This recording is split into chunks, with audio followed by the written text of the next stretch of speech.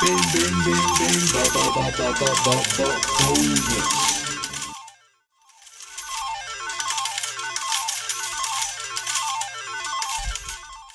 In their own universe, what are the physical characteristics of Pat and Mat? How tall are they and how heavy are they? We can get some clues on this.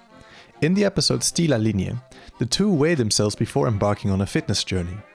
Mat turns out to be 110 kg, while Pat clocks in at 113 kg.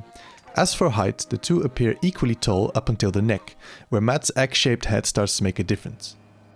In Klavier, Pat conveniently stands upright beside a grand piano, and it's well documented that the keys of such an instrument sit between 71.1 and 73.7 centimeters from the floor.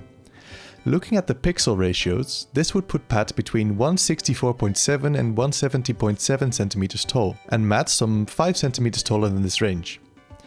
Comically, some calculation reveals that these numbers imply a BMI of 40.5 for Pat and a BMI of 37.2 for Mat, putting them in the morbidly obese and severely obese classes respectively.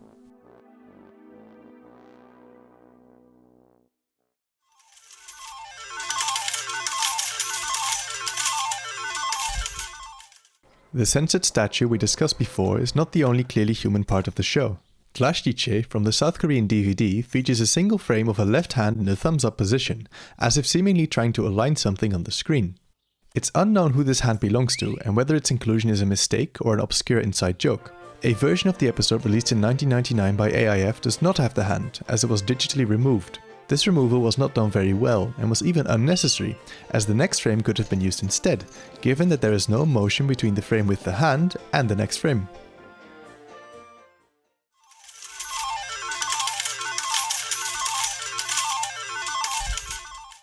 In 2016, Dutch author Robert Lagendijk published a book about the history of Pat and Mat titled Ajeto, het verhaal van Buurman Buurman. The book contains a story about Robert visiting the Pat Mat studio in Prague, along with other tidbits about the history of Pat and Mat and their cultural context. For instance, the two neighbors don't have a permanent physical form, as the dolls wear out every few months of shooting. This makes them this almost spirit-like entity that transfers from body to body and is manifested through the animator. The dolls currently in use are kept in a safe in the studio. Another thing is the use of fishing line, which is used a lot in order to make characters jump or objects fly. To prevent it from being seen, the fishing line was meticulously painted over to match the background it overlays in the past. Nowadays it's removed in post-production software. Finally, since Pat and Mat used to be shot using analog photography, there was no way for the animator to see previous frames of the animation and check their progress, as the film would have to be developed in order to see. This meant they had to accurately remember and envision every detail of the entire scene, which is an astounding feat of cognitive performance and makes the older episodes even more impressive to me. That's it, everyone. We've reached the seabed. We've come a long way on this journey to the depths of the Pat and Mat lore.